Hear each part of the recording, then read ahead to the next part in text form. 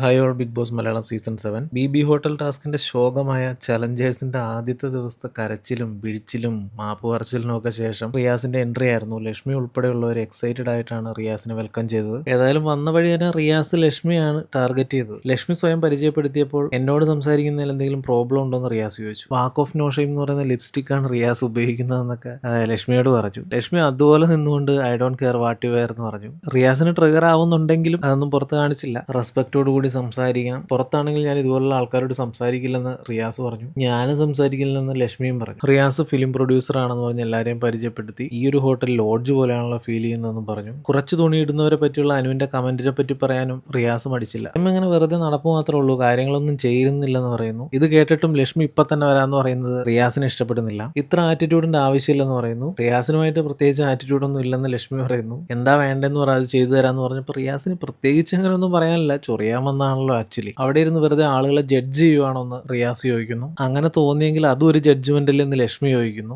റെസ്പെക്റ്റോടെ സംസാരിക്കാൻ പഠിക്കണമെന്ന് റിയാസ് പറയുന്നു. ഏതായാലും റിയാസ് സാറിന്റെ അടുത്ത് നിന്ന് പഠിക്കാൻ ഉദ്ദേശിച്ചിട്ടില്ലെന്ന് ലക്ഷ്മി പറയുന്നു. അതിനുള്ള ക്വാളിറ്റി ലക്ഷ്മിക്ക് ഇല്ലെന്ന് റിയാസ് പറയുന്നു. ഹ്യൂമാനിറ്റി ഉള്ള മനുഷ്യനാവണം, അതിനുള്ള ക്വാളിറ്റി ഇല്ലെന്ന് റിയാസ് പറയുന്നു. ഓക്കെ എന്ന് ലക്ഷ്മി പറയുന്നു. അതോടെ കഴിയുന്നു. ആക്ച്വലി ആദില, നൂറ, ലക്ഷ്മി ആ ഒരു സംഭവം ലാലേട്ടൻ ഓൾറെഡി പറഞ്ഞിട്ട് പോയതാണ്. ലക്ഷ്മിയുടെ വീട്ടിൽ കയറ്റാൻ പറ്റില്ലെങ്കിൽ അത് മാത്രം പറഞ്ഞാൽ മതി, ബാക്കിയുള്ളവരുടെ വീട്ടിൽ കയറ്റാൻ പറ്റില്ല എന്ന് പറയരുത് എന്നാണ് ലാലേട്ടൻ അവരോട് പറഞ്ഞത്. അത് അവരുടെ ഇഷ്ടമാണ്, കയറ്റുകയോ കയറ്റാതിരിക്കോ, നമ്മളാരും അങ്ങോട്ട് ചെല്ലണമില്ല, കയറണം എന്ന് പറഞ്ഞ് അത് വിട്ടുകളയണം. ഇനി അവരത് പറഞ്ഞ് ബുള്ളി ചെയ്തുകൊണ്ടിരിക്കുക എന്ന് പറഞ്ഞാൽ നമ്മൾ സ്വയം നമ്മുടെ പല്ലിൻ്റെ കുത്തി മണപ്പിക്കുന്ന പോലെ ഇരിക്കും. അവരെന്താണെന്നുള്ള കാര്യം ഓൾറെഡി എക്സ്പോസ് ചെയ്ത് കഴിഞ്ഞു. ഇനി ആളുകൾ തീരുമാനിക്കട്ടെ. പിന്നെയും പിന്നെ ഇത് വലിച്ചിട്ട് പക, വിദ്വേഷം, പ്രശ്നങ്ങളൊന്നും ഉണ്ടാക്കി നടക്കേണ്ട യാതൊരു കാര്യമില്ല. ഇവരെ കൂടുതലും ബുള്ളി ചെയ്തുകൊണ്ടിരിക്കുമ്പോൾ ആളുകൾക്ക് അത് ഇഷ്ടപ്പെടണമെന്നില്ല. ബിഗ് ബോസ് റിയാസിന് സീക്രട്ട് ടാസ്ക് കൊടുക്കുന്നു. 3 കാര്യങ്ങളാണ് ചെയ്യാൻ പറഞ്ഞിരിക്കുന്നത്. ഒന്നാമത്തേത് ആര്യനെയും ജിസേലിനെയും അനുമോളെയും സ്റ്റോർ റൂമിന്റെ ക്യാമറയുടെ അവിടെ ചേർത്ത് നിർത്തി തോളിൽ കൈയിട്ട് ഒരു ഫോട്ടോ എടുപ്പിക്കുക. രണ്ടാമത്തത് അനീഷിനെ കൊണ്ട് ഷാനവാസിനോട് I love you my dear friend എന്ന് പറയുക. മൂന്നാമത്തത് 5 പേരെ കൊണ്ട് പല സമയങ്ങളിലായിട്ട് കണ്ണാൻ തുമ്പി പോരാമോ എന്ന സോങ് പാടിക്കുക. ഇതെല്ലാം ചെയ്തു തീർക്കേണ്ടത് വേക്കപ്പിന് മുമ്പാണ്. ഈ ടാസ്ക് സമയത്തിനുള്ളിൽ കംപ്ലീറ്റ് ചെയ്യാൻ പറ്റിയാൽ ഹൗസിലുള്ളവർക്ക് ഗുണകരമായിരിക്കും, ഇല്ലെങ്കിൽ ഹൗസിലുള്ളവർക്ക് പണിഷ്മെന്റ് ലഭിക്കും. ആദ്യമായിട്ട് റിയാസ് ചെയ്തത് പ്രൊഡ്യൂസറായ റിയാസ് സിനിമയിലേക്ക് സെലക്ട് ചെയ്യാനെന്ന പോലെ ഒരു ആക്ട് ചെയ്യിച്ചിട്ട്